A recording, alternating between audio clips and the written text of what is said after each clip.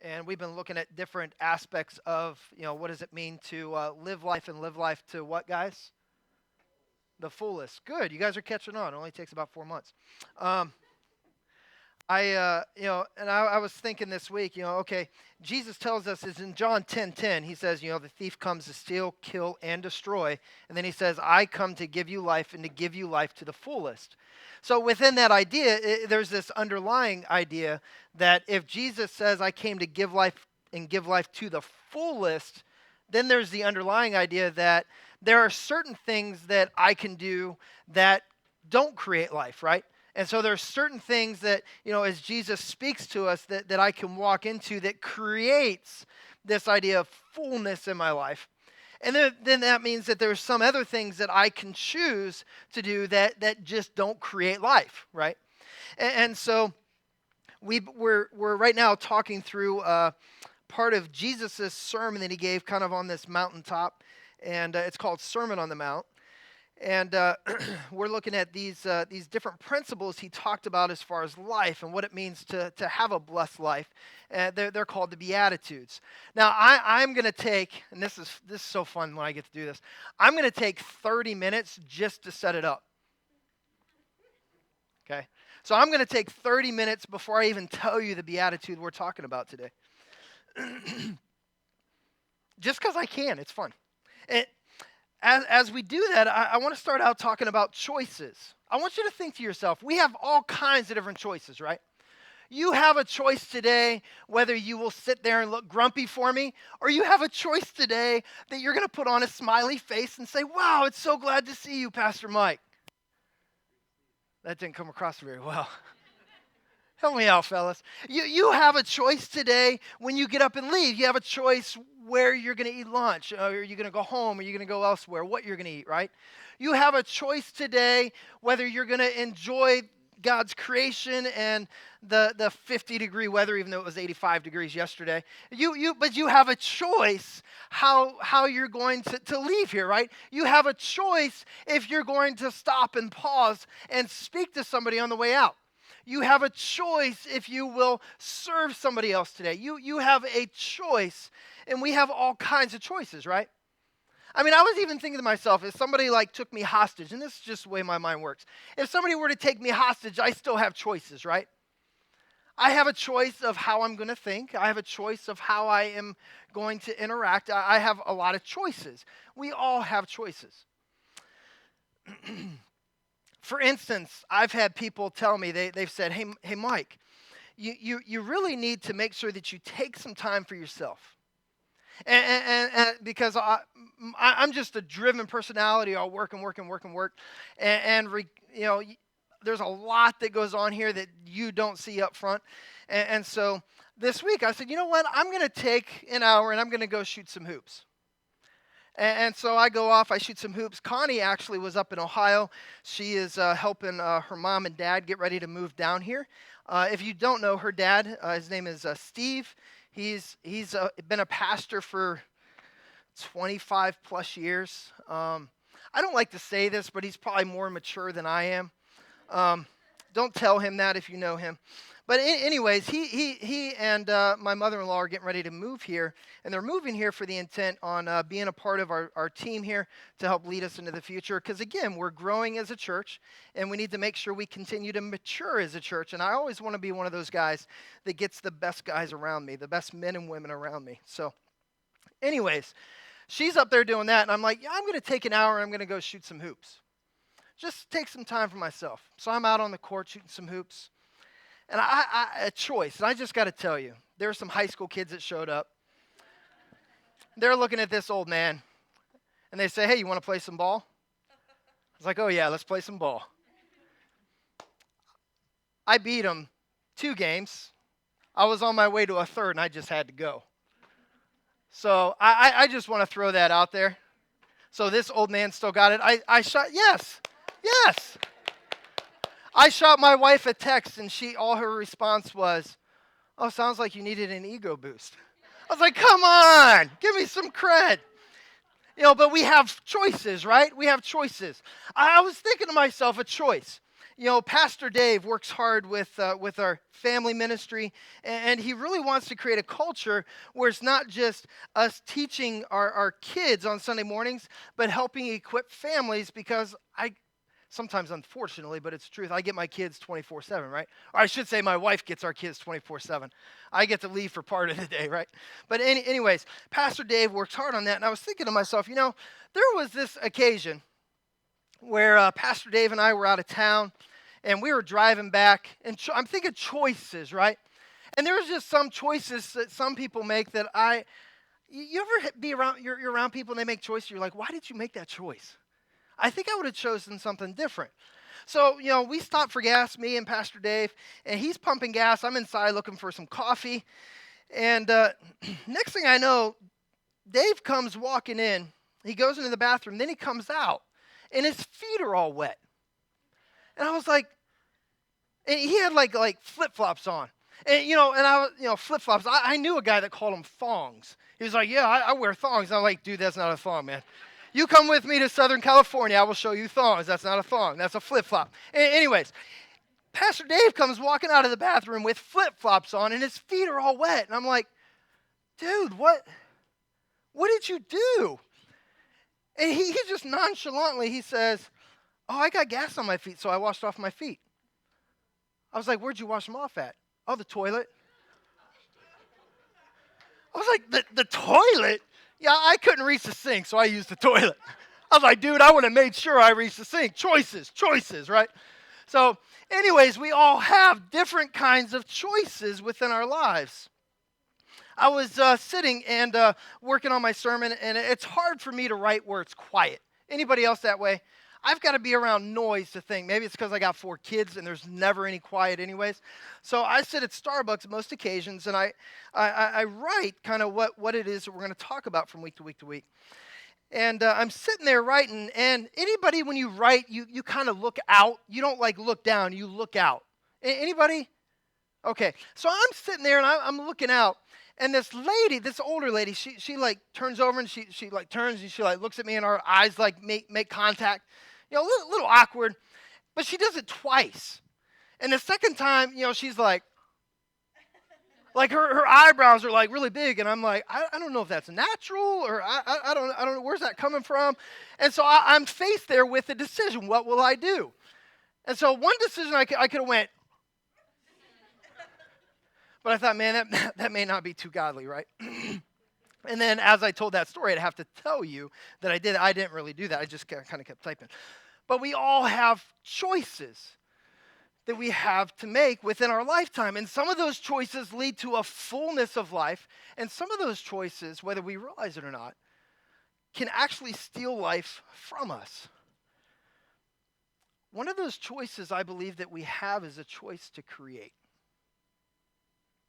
I want you to think about that.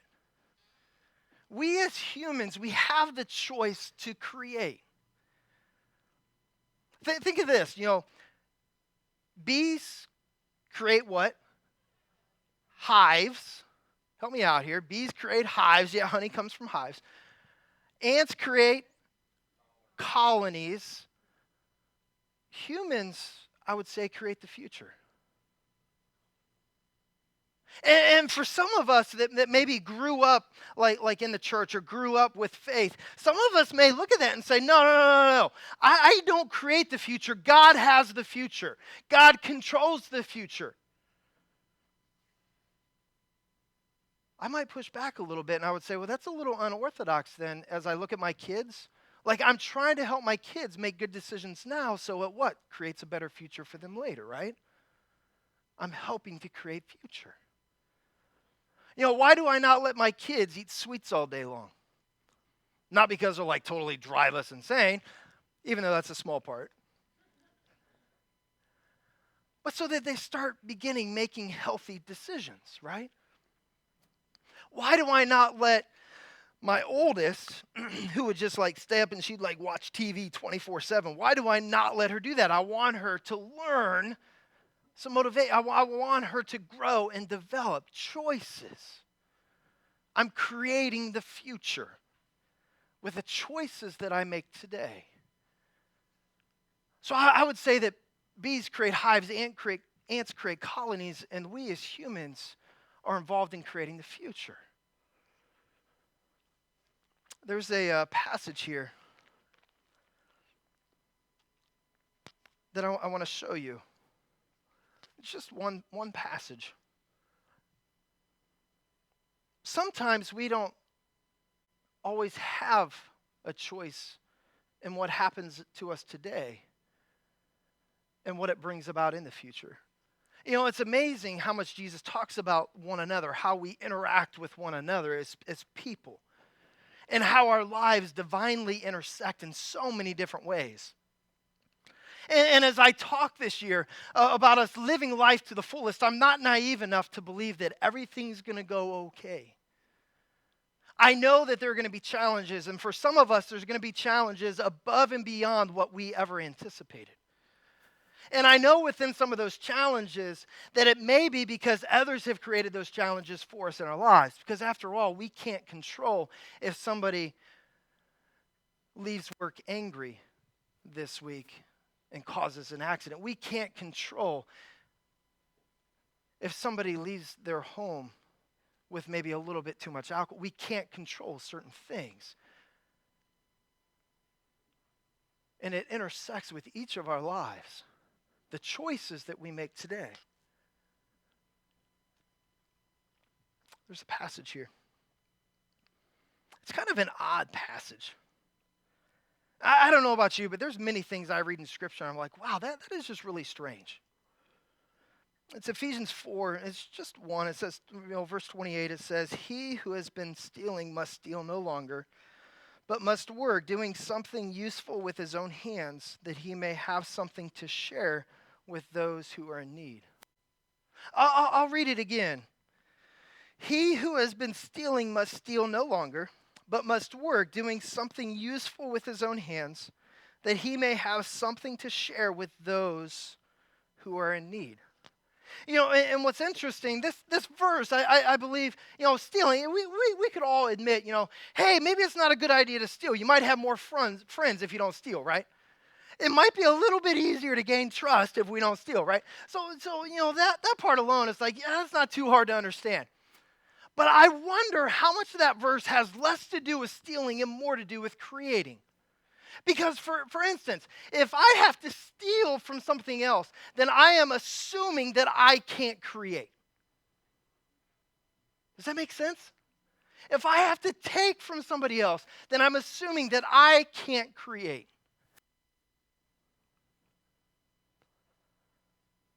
You ever meet those people and they're just like mildly encouraging, but just like mightily like ridiculous? I'm sorry. There are certain people, you look through history, you might know some of these people. It's like everything they do turns to gold. I was thinking this week, Mozart. Mozart wrote his first masterpiece at the age of 5. That's just ridiculous. That is not encouraging for me. Okay? And I got online and I was looking, and there's a website, it's called the Smithsonian, and it mentions all these teenagers that are doing things today to cure diseases. Not spreading them, curing them, okay? They're curing diseases, and they're teenagers. Not encouraging. And I think of a guy, Michael Phelps. He retired at the age of 27. That means that he was the best in his field by the age of 27, and there was nothing else to accomplish. 27. I'm thinking to myself, what was I doing at 5? Drooling all over myself. What was I doing when I was a teenager, trying to learn how to talk to girls? And at 27, I think I started to realize maybe what I wanted to do for the rest of my life. These are not encouraging things. Because oftentimes we look and we say, we look and we think to ourselves, For me to create into the future, it's something that has to come natural. And if it becomes natural, then it becomes easy. It's not the case. Or as the church, we throw this phrase out. We say, well, God called me to do it, so therefore it's just going to be easy. I'm afraid not. I'm a huge sports fan. One of the ways that I keep my man card, because there's so many other things that could steal it away. But basketball. I love the NBA playoffs right now. The group of us guys were talking about it yesterday. And I'm watching the Cavaliers with interest because I'm like a hopeless romantic. That, hey, maybe the King James can bring one to the land. And I'm thinking about LeBron James. And did you know there's a story?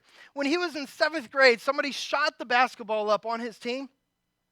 And LeBron James comes flying from the other side of the court.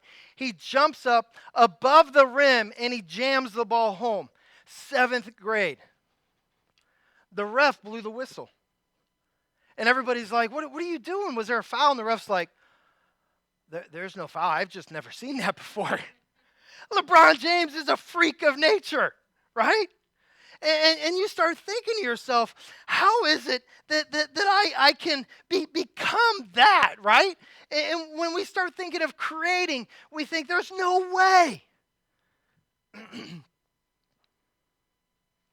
LeBron James was famous by the time he was in 9th grade.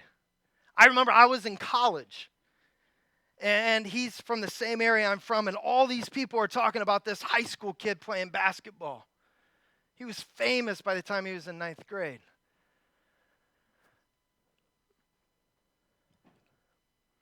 I'm afraid that many of us, that there's this mythology out there that greatness is something that just happens. And that for me to be a part of creating the future and creating greatness in the future, then it's something that just is going to happen. And so how many of us, we sit back in our lives and we wait for the future to come to us? It's not coming. We've been designed in such a way that we're creatives. But I'm afraid that many of us would rather be famous than be creative.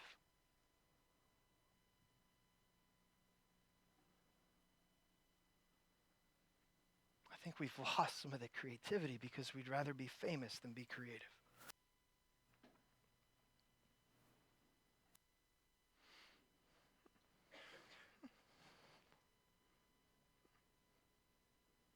I can't get my mind off just seeing the remark and Pastor Dave saying, "Well, I couldn't get my feet up to the get my feet up to the sink." And I just can't get that out of my head. I love you, bro. And toilet water, I guess that works. But I was thinking, how many of us we say, I can't get my feet up to the sink. How many of us sit back and we say, I can't create? And even as I talk about this idea of creating the future, how many of us sit back and we're like, I just can't create? Like for instance, how many of you guys, forget all you guys that know how to paint. That's just not fair. But how many of you guys, you're like in art class in high school, and it was one of those classes they make everybody take, and for some of us, it's like thrilling. For others of us, it's totally humiliating. But the art teacher tells you, he or she, they're like, well, just close your eyes and just envision what it is you want to paint. And so I close my eyes and I envision just this landscape, like the ocean down here and the mountains up here, and just this modern day looking house, sitting on the side of the mountain. And I have my eyes closed and I'm envisioning it. And the teacher's like, just paint what you see. And so I try to paint this thing. And I open my eyes and it's a box with a triangle on top. And a stick figure that says, this is my house, right? And I'm like, maybe I was blind as a kid, but I saw it, but I couldn't do it. And you think about music. And so many of us, these guys are extremely talented. And, when I was growing up in high school, I could play the piano, and I learned to sight read. I could sight read. And one of the tunes that I played was Bohemian Rhapsody. And literally, it's not an easy piece to play. There's all kinds of, ignore the band, they might disagree. But there's all kinds of tempo changes and chord changes and so forth, right? And so I learned to play this tune. I actually at one point had it memorized and could play this tune, right? And so people they'd be like, wow, that's really good, Mike. But I wanted to go beyond.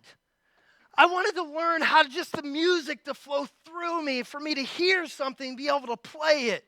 And so my parents wanted to help me out. They hire a guy. He comes and he's teaching me to, more when it how it involves with keys. And at one point, he just simply looks at me and he says, I'm like, dude, I want to learn to play by ear. And he just looks at me and he says, bro, some people have it and some people don't. And it's like, what am I supposed to do with that? I guess I don't, right? And so I know that many of us, we talk about this idea of creating, and many of us sit here and we're like, well, I can't paint, I can't draw, I can't sing, I can't play anything. And we're mistakenly believing that the only way we create is through the arts. God created all of us to create. We create all in different ways.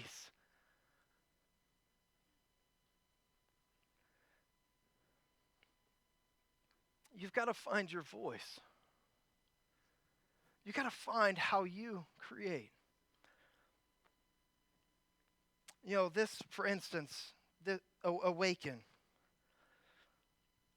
It was something that I didn't even know at the time that God was stirring within my heart.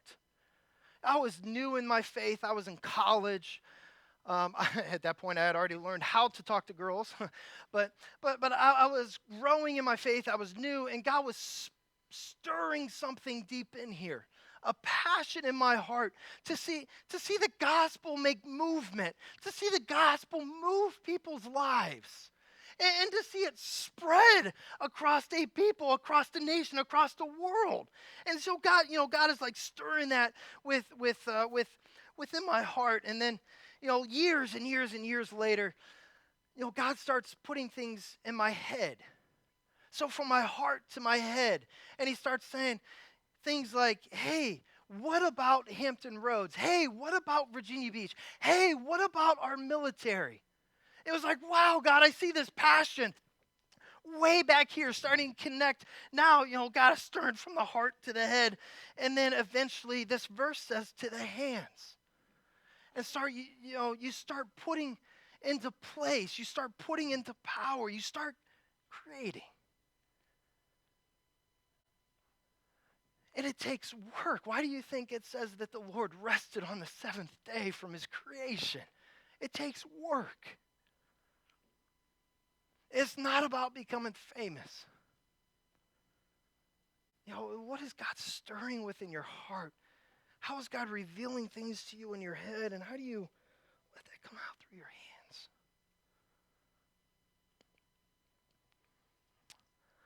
I was, I had a friend and a mentor visit with me. It's probably about a year ago, and we were up several late nights just talking. And the Lord has me in a season now. We're still creating here. Many of you, the body, are coming around because it's not just this is not led through one individual.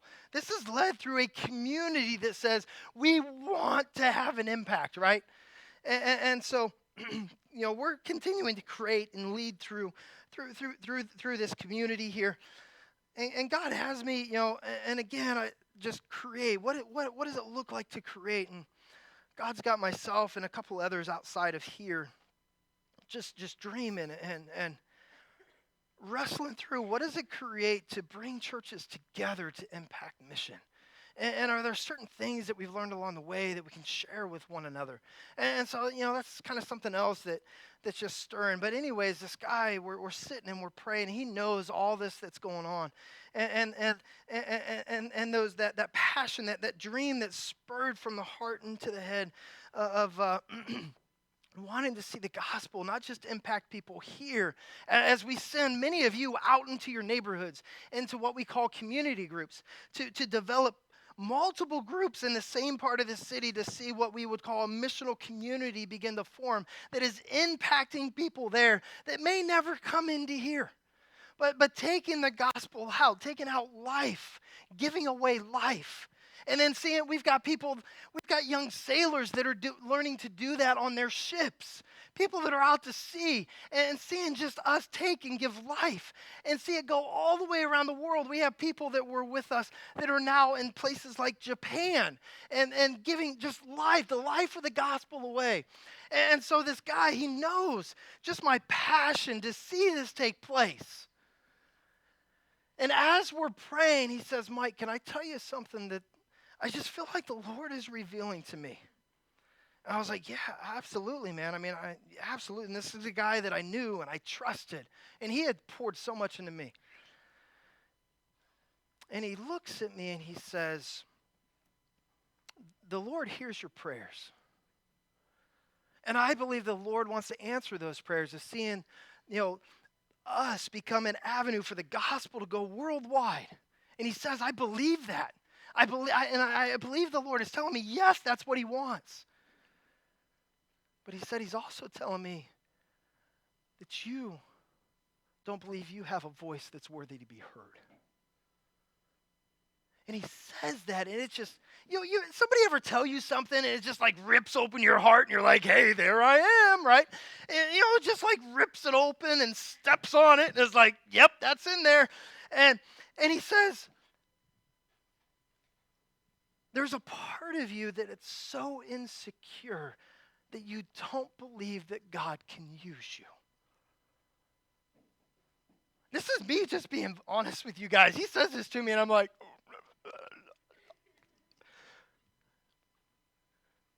you know where that comes from? I'm not the guy that's going to walk into a room and everybody turns around and says, dude, what's up? I'm the guy that walks in the room and walks back out and most people don't even realize I was there, right? And all this time I'm thinking to myself, no, I've got to be the guy with the loud voice. I do that here, but in normal life, guys, that's not me. I'm not the loud and boisterous voice in a room. And the Lord's telling me, it's okay. I've created you that way for a purpose.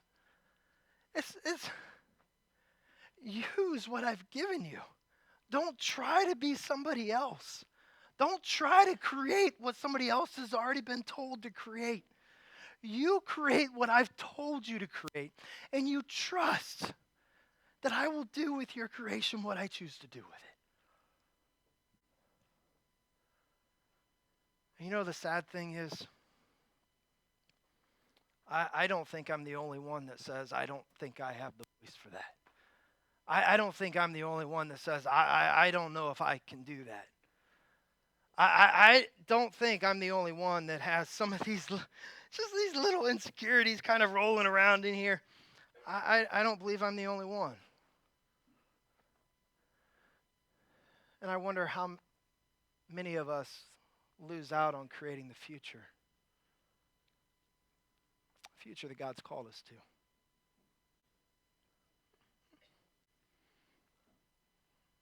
So I want to ask you, what are you insecure about creating?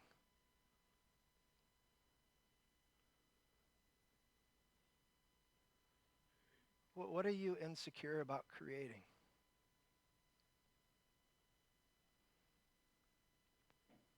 It's not an easy question, is it? Man, underneath that whole question is like, I don't think I can get my feet up to the sink.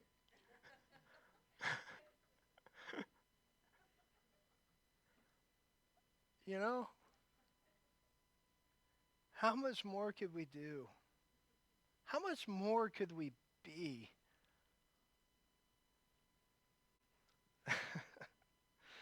Oh, man. From the head, I'm sorry, from the heart to the head to the hands. From the heart to the head to the hands. The Beatitudes for this morning. It's this idea of mercy. You know, Matthew 5:7. Blessed are those that have been, I will totally jack it up. Blessed are those that are merciful, for they will be shown mercy. Blessed are those that have been shown. Blessed are those that are merciful, for they will be shown mercy. You might sit here, what has that got to do with creating? What has that got to do with me living into the future and creating the future, living to the fullest? How much of mercy and life just intersect?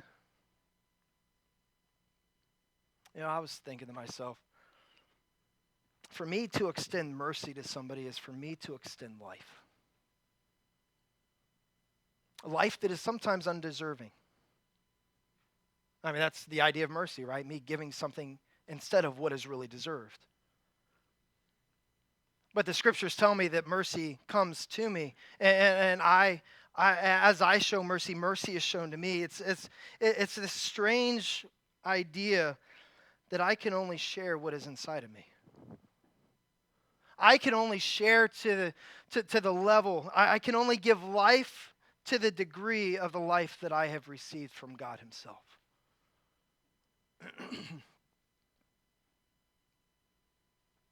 We become the creatives that we're called to be as we receive life from Jesus. I truly believe that. Because as I've received life from Jesus, God shows me who He created me to be. He shows me those little things swirling around in here that probably need to go away. He gives me mercy. He gives me life. And as He gives me life, He then tells me to give life away. And that's what mercy is, right? That's what creating a future is, right? Giving life away. Again, in Ephesians, he who has been stealing must steal no longer, but must work, doing something useful with his own hands, that he may have something to share with those that are in need. That he may have life to give, right? He may have life to give.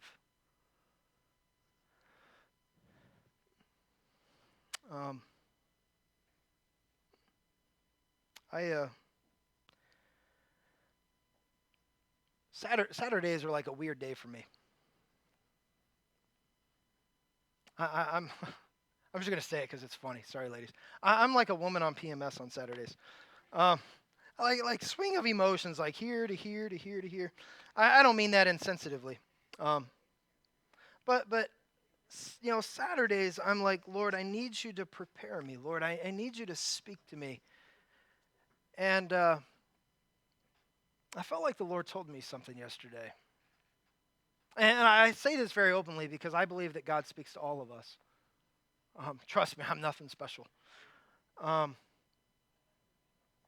He speaks to all of us.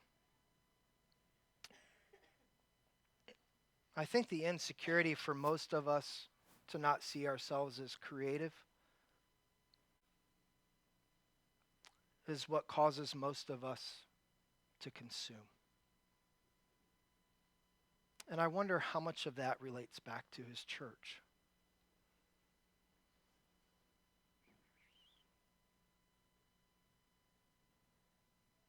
You see, we have a choice of how we walk through life. And God just gave me this image. I can walk through life like this, waiting to receive. And God wants us to receive. And during this time, He wants us to receive the things that He's telling us. And I'm greatly encouraged when people say, I can't come in here and not hear from God. I'm greatly encouraged from that. And so, yes, we're called to receive. But how many of us walk through life with our hand just like this, and never like this. Because for my hand to turn, now I'm giving something away. Now I'm creating something. Now I'm giving life. And the scriptures say that as I give life, I receive life.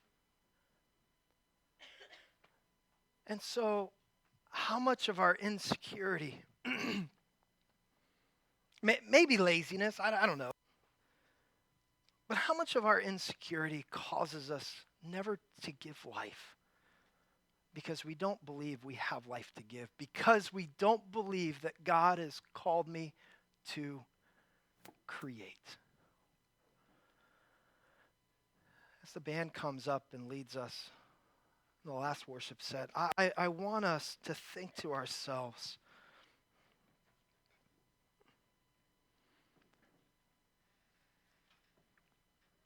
what are those things that God is stirring within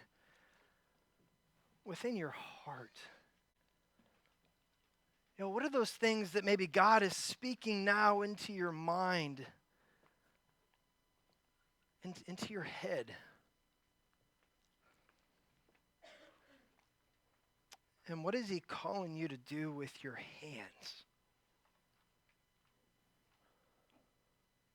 And you may be as clumsy and as awkward as me. And you're like, God, I don't know.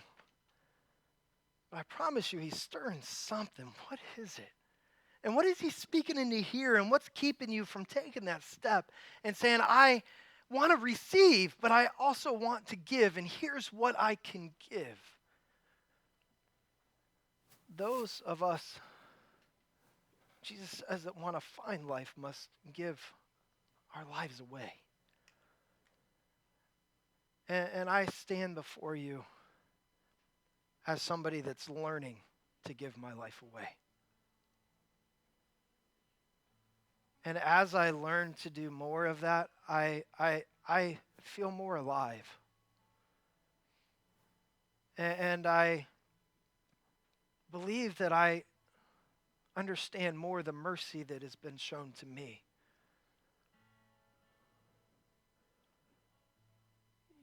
You are creative because you come from the divine creator himself. You have something to give, not just receive, but something to give. And I just wish I could do that for you, but I can't. But I'm going to pray over us as a community that God would show us that we are creatives. Because as God continues to allow us to impact more people, to find life, we have to be dispensers of life. And that comes as we learn to create. Lord Jesus, as we stand and as we engage with you through song, and Lord, I just thank you that these men and women that take this stage every week are much more gifted than I am. And Lord, that you have created them in such a way to be able to create music that we can hear truth from. But Lord, as Connie spoke just last week, that we can speak truth from. Lord Jesus, let us stand and ask, what is it that you're doing within our hearts? What are you speaking to us within our heads? And what do you want us to do with our hands to give life? To be a dispenser of life. To dispense mercy, Lord. Because then I think we find life. You show us life. Amen. Amen.